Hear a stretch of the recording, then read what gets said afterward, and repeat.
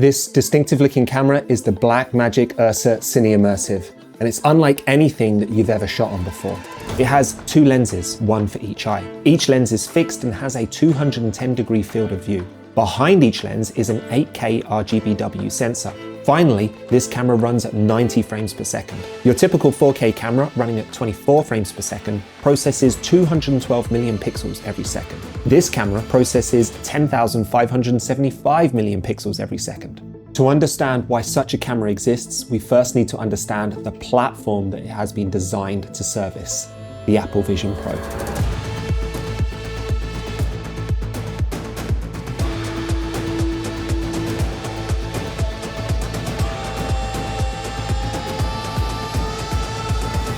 In Apple's own words, the Vision Pro is a spatial computer. That's a difficult concept to explain though. The best way to understand it is to experience it.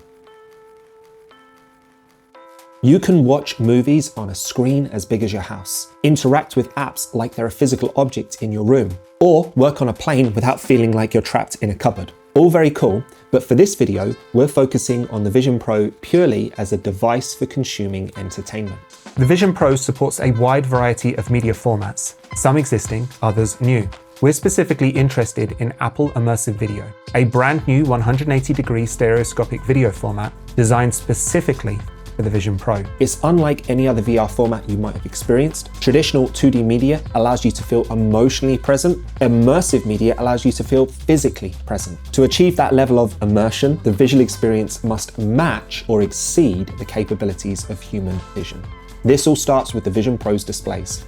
First, the screens in the Vision Pro have the highest pixel density of any OLED display. 54 Vision Pro pixels fit in a single iPhone 16 pixel. That pixel density is important as visible pixels would break the feeling of immersion. Second, it's commonly accepted that human vision tops out at around 70 to 80 frames per second. Anything beyond that is imperceivable. Therefore, immersive video runs at 90 frames per second. It exceeds human vision, and as it's a multiple of 30, it aids compatibility with legacy formats. Acquisition needs to meet the demand of the display system, which brings us full circle back to the URSA Cine Immersive. The staggering specs of the Vision Pro must be matched by a camera of equally staggering specs. When compared to traditional 24 frames per second DCI capture, Immersive has 5 times more pixels, 3 times the frame rate, and then finally multiply everything by 2 because it's stereoscopic. That's 30 times the data rate of ordinary 24 frames per second 4K acquisition. This camera is revolutionary.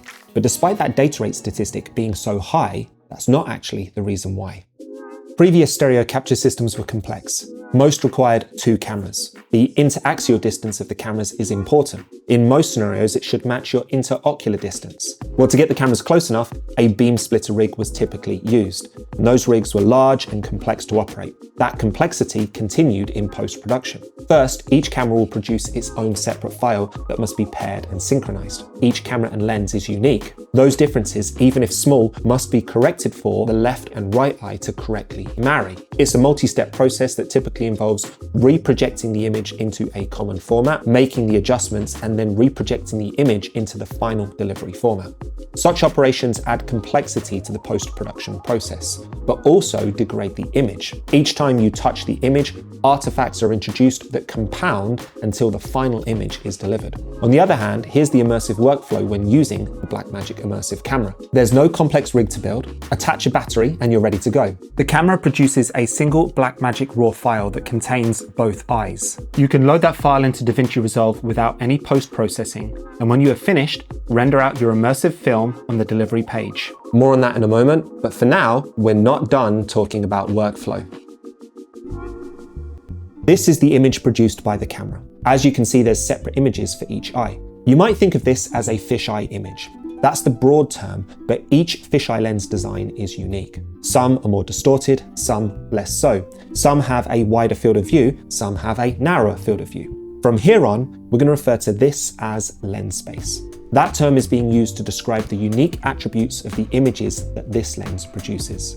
Most 180-degree single-lens cameras use some sort of fisheye lens, but once captured, there are lots of different ways of storing a 180 or 360-degree image in a rectangular video file. For example, lat long. also called equirectangular. It's very popular. That's good because YouTube accepts 360-degree videos in equirectangular.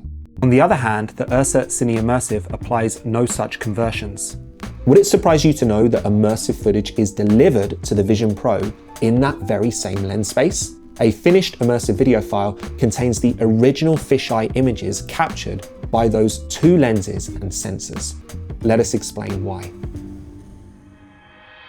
Lens space is incredibly well suited for 180-degree images, as it naturally preserves the greatest amount of detail in the center of the image, and naturally compresses the image towards the edge. We're not talking about digital compression, we're talking about the optical compression applied by the lens. When watching immersive, the majority of your time will be spent looking forward where least compression is applied. Of course, you'll look left and right, up and down, but it's rare to look directly at the edge of the image. And with 8K per eye, there is still an incredible amount of detail at the edge. Converting the image from one format to another can be inefficient. A small detail at the edge of the image in lens space that occupies a few pixels, when reprojected to lat long, could expand to occupy many pixels, especially at the poles.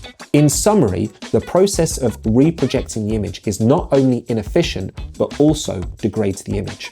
The goal of immersive is to present the highest fidelity experience possible. That's why images shot for Apple Immersive Video are preserved in their native lens space, all the way through to the Vision Pro. There's something important that allows that to happen: metadata.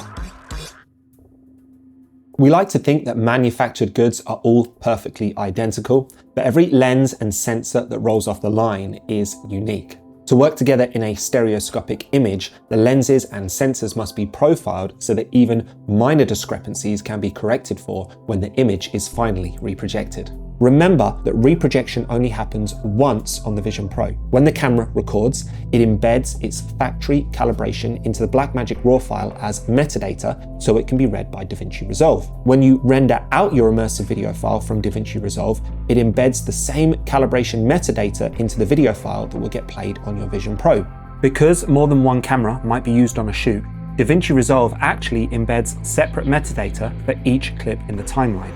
When you play back that file on your Vision Pro, it is dynamically unwrapping and reprojecting every single clip with its own calibration metadata. This has some pretty interesting implications. For example, what if you include a crossfade in your immersive film? That transition can't get baked in because each clip requires its own metadata to play back. The Vision Pro will play each clip separately, each with their own metadata and reprojection, while rendering the crossfade in real time. And of course, creating a compelling immersive video experience isn't just about the visuals. With the introduction of AIV also comes the introduction of Apple Spatial Audio, supported in DaVinci Resolve and Fairlight. Apple Positional Audio Codec, APAC, can store 3 distinct types of audio in a single file. Perhaps now the incredible specifications of the Blackmagic URSA Cine Immersive camera and Apple Vision Pro start to make sense. Everything is designed to provide the highest quality live action capture experience that has ever been produced. Let us show you what it takes to shoot, edit, and deliver immersive. We'll start with the camera. The Cine Immersive shares a great deal in common with the LF12K. If you'd like to learn more about that camera, please go watch our in-depth video. It's actually the same body from this point backwards. It uses the same media module, it takes the same B-mount batteries, it's compatible with the same rigging. It has the same audio capabilities, 2 inbuilt scratch microphones and 2 XLR inputs. It's got all the same I/O, including that awesome 10 gig Ethernet. It even has the same monitor on the AC side. From this point forwards, it's very different to the URSA 12K. These ears house the camera's ND filters. As ISO only offers limited ability to adjust exposure, and these lenses have a fixed iris, somewhere around f4, you are reliant on the ND for controlling exposure. It goes all the way up to 8 stops. The lenses are so wide that the camera can see itself. In the left eye, you'll see the right lens. In the right eye, you'll see the left lens. We'll address that later in post. The cameras have a fixed focus. Everything from about 1 meter away is in focus. You can film closer, sharpness is acceptable, but the sweet spot is 1 meter and beyond.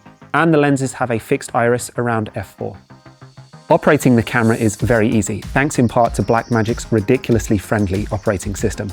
Project frame rate and resolution cannot be adjusted. Most professional productions are using 12:1. It's more than enough quality. Even at 12:1, this camera still consumes about 1 gigabyte per second.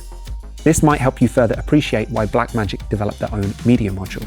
For typical use on a camera like the URSA Cine 12K, it might seem like overkill, but it is a necessity for cameras like the URSA Cine Immersive and 17K. Spatial audio is an incredibly important part of Apple Immersive Video's fidelity of presence. The camera can only record stereo, so we're going to need an external solution. This is the Sennheiser Ambio. It's a first-order ambisonic microphone with 4 capsules arranged in a tetrahedral pattern. It requires an audio recorder with 4 inputs. I'm using a Zoom F6. Of course, the camera and F6 are going to produce separate files, so I've got a tentacle sync mounted securely on the camera. With a simple stereo headphone splitter, I can send the same timecode to both the F6 and URSA Cine Immersive. With a 180-degree field of view, it's impossible to use boom poles without getting them in shot, so you're going to be reliant on lavs and other hidden microphones to capture audio. Have you ever got motion sickness in a car because you're too busy scrolling on your phone? It's caused by a sensory mismatch, when your brain receives conflicting signals. Your inner ear is telling your body you are moving, but your eyes, firmly fixated on your phone, are telling it that you are stationary. It's easy to produce a similar effect with immersive. For example, if I were to pan the camera, the audience's eyes would tell them that their head is moving, but their neck and their inner ear would tell them that they are very much stationary.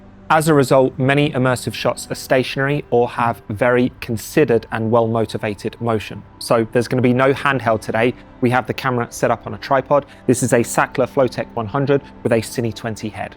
How high should I make that tripod?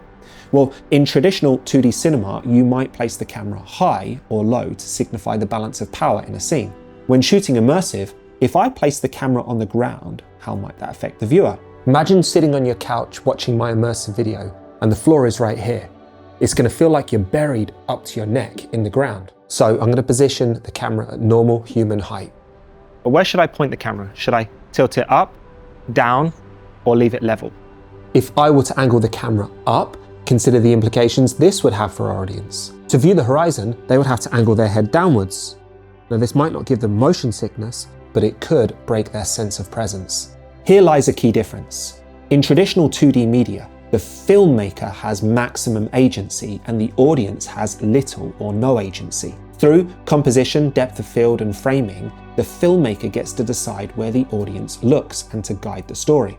In immersive, the filmmaker has less agency while the audience has maximum agency. It's still possible to guide the story, but without composition, lens choice, and framing, the filmmaker is reliant on tools like lighting, blocking, and sound. But this is one of immersive's superpowers.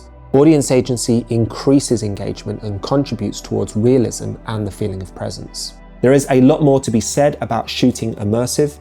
There is also a great deal still to be discovered and learned. So this advice shouldn't be considered as unbreakable rules. Frank Capra once said, "There are no rules in filmmaking, only sins." With good execution and the right creative intent, anything can be the right choice.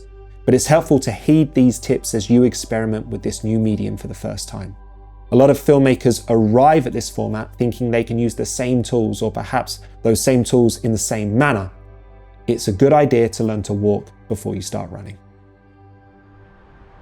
To demonstrate the camera, we have arranged a shoot in London. We are a crew of 3 with a cast of 1. Molly is playing the part of a tourist. This incredible rigging is made by Mid49. It has a significant impact on the ergonomics of the camera. Hands down, my favorite thing about this tripod is the fact that each leg can be adjusted with a single latch.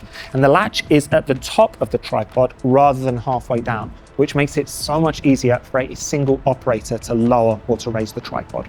It's surprisingly refreshing to shoot immersive. Typically, you'd need a cart or a large bag to carry lenses and additional accessories. The camera is large, but this is all I need. And on top of that, there's no setting focus or setting iris. So it means that the immersive is actually quite quick and easy to move around and shoot with. Shooting immersive is fun, but it does require you to rewire your brain a little bit.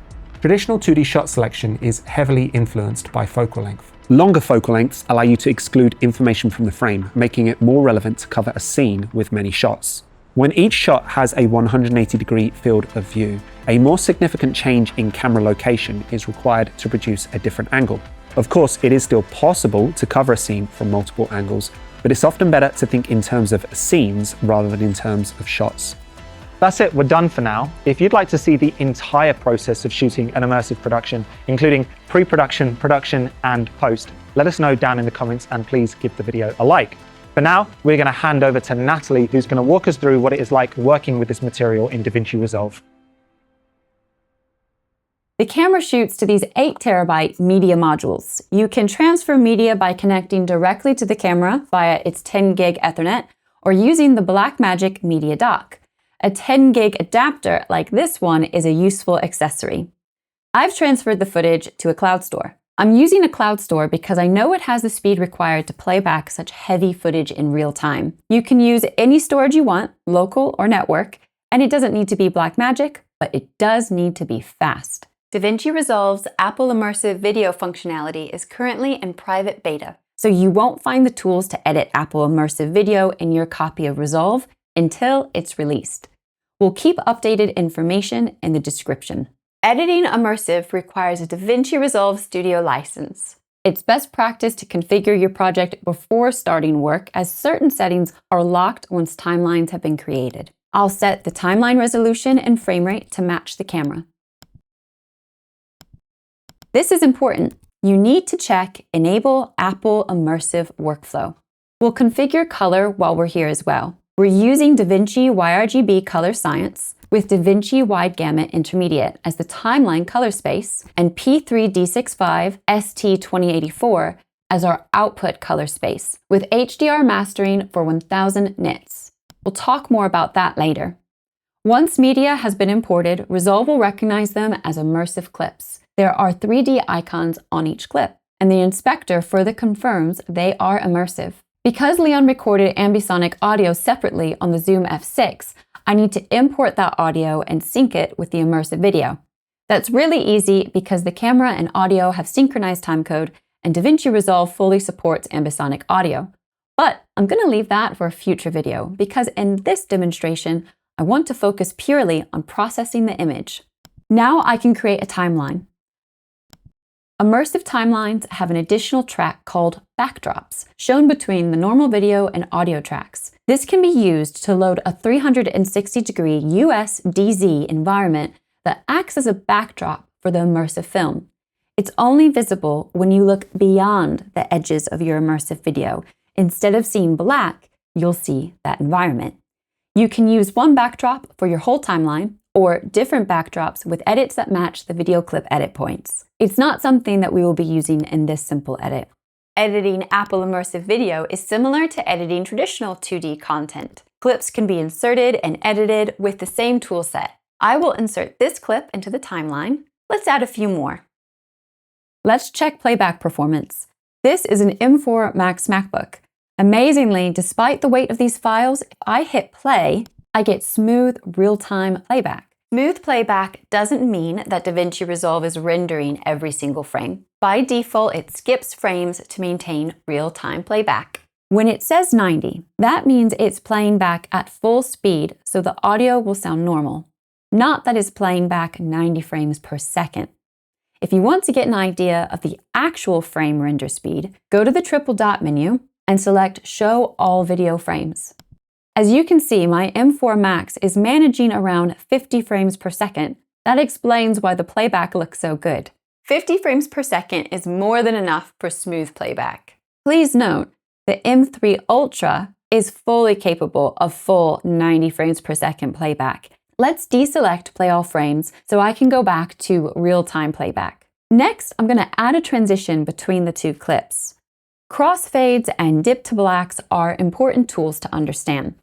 Because immersive content feels real, a hard cut is essentially teleporting your audience from one location to another. That works great within an established scene, but when moving to a new location, it can be jarring in some scenarios. Not all, but some. A dip to black will ease your viewer from one scene to another. There's an interesting setting in the inspector. When editing immersive, you'll see this checkbox in various places throughout Resolve. When not enabled, the dip to color will get baked into the final render. However, for optimum encoding and Apple Vision Pro image quality, this checkbox should be selected. By enabling Vision OS effect, the dip to color won't get baked in. It will get rendered dynamically by the Vision Pro. This facilitates a higher quality delivery. Finally, let's add a simple title to the video using a text clip. I'm calling this Immersive London. Here's another setting you won't have seen before. Convergence can be used to position this text element within the depth of the scene. A positive value will bring it closer to the audience, and a negative value will position it further away. I'll give it a positive value so it appears closer. This helps it stand off from the rest of the image. It's time to head to the color page. We have already set the project settings for color management. That includes using DaVinci YRGB Color Science, setting the timeline color space to DaVinci Wide Gamut Intermediate. Apple Immersive Video uses the P3 D65 color primaries and the ST2084 transfer function. Because we're not using color management, we will be using color space transforms. Here is our present workflow. The first node will be used to transform the image from the camera's color space into our working color space. The URSA Cine Immersive uses Gen 5 Blackmagic Color Science. There's no need to specify a timeline color space, as we have already done that in project settings. I will call this CST in. We have set up our input transform. Now we need to set up the output transforms. There will be more than one. The first node manages the footage from the timeline color space to the format that Apple Immersive Video uses, P3D65 ST2084. I'll name this PQ. PQ content typically has a maximum luminance of 1000 nits, but Apple Immersive Video is mastered to a maximum brightness of 108.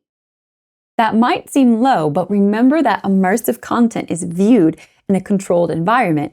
Inside that headset, 108 will feel plenty bright. We need to tone map from 1000 to 108 nits. Instead of doing all of this in a single node, we will break it up into separate nodes, so we need to add another CST. This one won't be converting from one color space to another. Its input and output will both be set to P3D65 ST2084. I will use tone mapping to map the image from 1000 nits to 108. Therefore, I'll name this node 108. This presents a challenge though, as viewing 108 nits on a normal reference monitor will look incorrect. There's various ways you can deal with this problem. Everything from the simple, you could uncheck and check this box to switch between your delivery standard and a monitoring standard, or the complex. If you have a comprehensive grading suite, you could configure additional hardware to manage different monitors. I'm going for something in the middle. I will create another CST node. Like before, it's not converting from one color space to another, so it will have the same input and output. We're just using it to tone map. This one is configured to scale the signal to 250 nits. With the environment that I'm working in and my hardware setup, this delivers an experience that is perceptually similar to the Vision Pro. This is something that might vary from setup to setup. I'll call this node 250. For delivery and monitoring with the Vision Pro, you will want this 250 nit node disabled and the 108 node enabled. For monitoring outside of the Vision Pro on a regular monitor, you will want the 250 node enabled and the 108 node disabled. We'll explore ways of managing this setup in a future video. For now, I will leave the node tree set up for delivering to the Vision Pro. Finally, why have we built these nodes in the clip node tree rather than the timeline? Because we'll want access to this adaptation slider to adjust on a per clip basis. Now that's all set up, you can grade your image just like you would any other HDR image. You'd put all of your color grade nodes here, where the image is in the timeline color space. Now is a good time to talk about monitoring in the Vision Pro. In the present beta of Resolve, the image is monitored in lens space. In the future, it should be possible to monitor in other formats or view an unwrapped image that you can navigate with the mouse. In the meantime, the best way to preview your immersive footage will always be through a Vision Pro. My Vision Pro and my MacBook are on the same Wi-Fi network. You need to install the Apple Immersive Video Utility on your Vision Pro. It's found on the App Store. I'm going to put the headset on now, and thanks to pass-through, I can still see my computer monitor and can continue working as normal. but I think a much slicker solution is to create a virtual Mac display within your Vision Pro. I'm going to show you what I see, but please remember this is a low-quality 720 recording of what it looks like inside the Vision Pro. The exact details of this process could very likely change, so concentrate on the end result here, not the process. I have my virtual Mac display and I have my Apple Immersive Video Utility app. In Resolve, I'll go to Workspace and select Stream to Vision OS. And here's my Apple Vision Pro. I'll select it. In the Immersive Video Utility app, click on the icon in the top right-hand corner and go to Activate Client Viewer. And check that out. I can now see and look around my immersive image and watch playback. I'm done with the Vision Pro for now. I'll go back to demonstrating on my computer. This tab exposes 3D specific controls. At the moment, my viewer is showing only one lens. You can switch between both of them. Of particular interest is the frame masking. I'm sure you've already noticed, but the immersive's field of view is so wide, you can see the opposite lens within each shot. Frame masking can be used to fix that. Or it can be used for creative reasons to help the audience hone in on a particular part of the image. As before, enabling this Vision OS effect checkbox means the mask is not baked into the image, but is applied dynamically by the Vision Pro. This can increase image quality.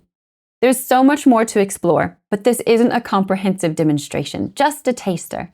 Let's move on to the Deliver page. Very simply, there are presets for rendering immersive videos. I'm going to use the Preview preset. It's possible to customize things like bitrate and resolution. Let's name it, add it to the queue, and hit render. Processing this many pixels is quite taxing for a computer. Take note of the speed this is rendering at. 90 would be real time. My computer is managing around 18 frames per second. I've seen this on an M3 Ultra where it can manage around 30 frames per second. Obviously, render time will increase greatly with effects like noise reduction. My render is now done. Apple Immersive Video is stored in Apple Immersive Video Universal files. This file is ready to play on your Apple Vision Pro. You can transfer it however you want.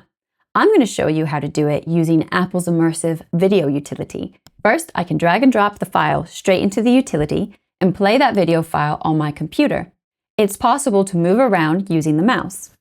Now open the Apple Immersive Video Utility on the Vision Pro. It will appear in this list. I can then play this file directly from the computer on the Vision Pro. It's not playing locally on your Vision Pro. Instead, it's being streamed from your computer. It's a really useful tool for playing your immersive edits to clients. In fact, you can connect several Vision Pros simultaneously and sync them together, so you can do group showings for stakeholders.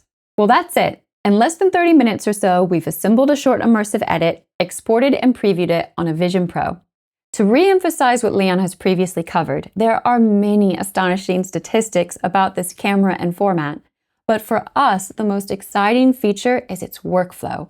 Thanks to the way that the camera, Resolve, and Vision Pro handle metadata, this format is able to deliver the highest quality 180-degree stereoscopic experience, but at the same time is one of the easiest to produce and edit. And while the hardware that we've used isn't without cost, it is affordable and attainable for professional productions.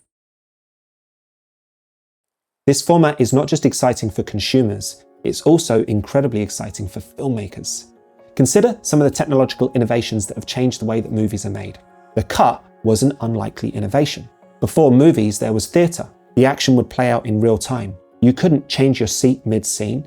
You had the same perspective for the entire performance. It's quite natural that movies followed the precedents of theatre. But once the cut was discovered, it opened up a whole new way to tell stories. Sound had a similar effect. Some storytelling techniques from the silent age became irrelevant. Other new techniques were now available. Narration could be used. A location or action could be suggested simply with sound. Music could be used to convey complex emotions. Movies became more realistic. They better reflected real life. We're on the cusp of another revolution, immersive. Some of our 2D storytelling techniques won't work in this medium, but there's new techniques that have already been discovered, and there's yet more to be discovered, maybe by yourself. Imagine a documentary that doesn't just show you new places, but takes you there. Consider a narrative story where you see what the protagonist sees. Or how about live sporting coverage where you can choose where you sit in the stadium? We appreciate that many have had bad experiences with 3D formats in the past or simply prefer 2D content. Well, firstly, please don't judge this format by other 3D technologies that you've already experienced.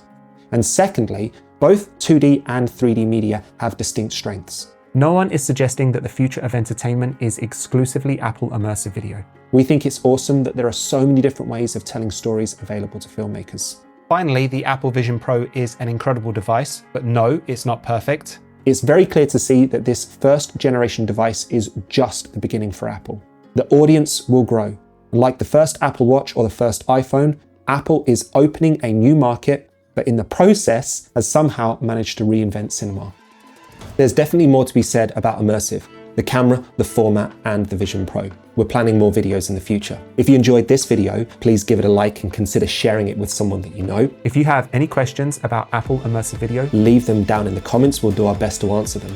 And if you've not yet experienced it for yourself, please go find a Vision Pro and give it a try. We would love to know what you think. Thanks so much for watching.